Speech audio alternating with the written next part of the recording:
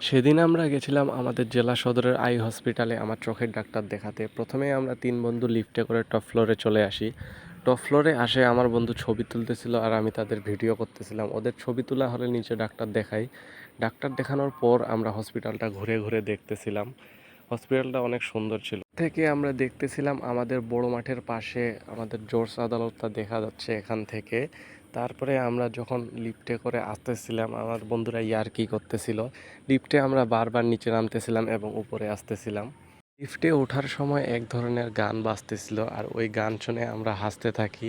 তারপরে আমার বন্ধুরা ওই গানের তালে তালে নাচতে শুরু করে। আমি তো অবাক হয়ে যাই। আমি তাদের ভিডিও করতে ব্যস্ত থাকি তখন।